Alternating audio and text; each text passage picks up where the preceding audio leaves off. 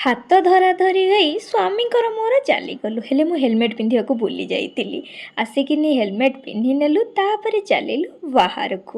କେଉଁଠିକି ଯାଉଛୁ? ଯାଇକି ପହଞ୍ଚି ଯାଇଥିଲୁ ଡୋମିନୋସ୍ରେ, ମୁଁ ଆମ ପାଖରେ ଥିବା ଡୋମିନୋସ୍ରେ। ହେଲେ ସେ ଡୋମିନୋସ୍ଟା ଏବେ ନ୍ୟୁଲି ଓପନ୍ ହେଇଛି ବୋଲି ଏତେ ଭିଡ଼ ଥିଲା ଯେ ସେଥିପାଇଁ ଆମେ ଆଉ ତା ଭିତରକୁ ନ ଯାଇକି ବାହାରେ ବାହାରେ ପଳେଇ ଆସିଲୁ। ଆସିକି ଆଉ ଟିକେ ଦୂରରେ ଥିବା ଡୋମିନୋସ୍ରେ ପହଞ୍ଚିଗଲୁ। ସ୍ୱାମୀ ଆମର ମେନୁ କାର୍ଡ଼ ଦେଖିକିନି ଅର୍ଡ଼ର ଦେଇଦେଲେ। ଅର୍ଡ଼ର ଆସିବା ଭିତରେ ଆମର ଜୋରସୋରରେ ଗପ ଚାଲିଲା, ଖଟି ମଜା ହେଲା। ତ ଯାଇକିନି ଆସିଯାଇଥିଲା ଆମର ଅର୍ଡ଼ର।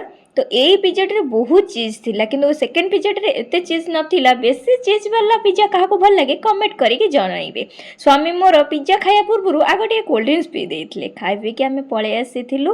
ତ ସେଠୁ ଆସିଲା ପରେ ସ୍ୱାମୀଙ୍କର କିନ୍ତୁ ପେଟ ପୁରିନଥିଲା ପିଜାରେ, ସେଥିପାଇଁ ଆମେ ପଳେଇ ଆସିଥିଲୁ ସଙ୍ଗୀତା ରେଷ୍ଟୁରାଣ୍ଟକୁ। ତ ସେଠୁ ଆମେ ପାର୍ସଲ ନେଇ ଆସିଥିଲୁ, ଯେହେତୁ ଭେଜ୍ ବାର ଥିଲା ଆଉ କ'ଣ ଆଣିବୁ, ମୁଁ veg biryani. Thank you for watching, ରହିଲି, ବାଏ।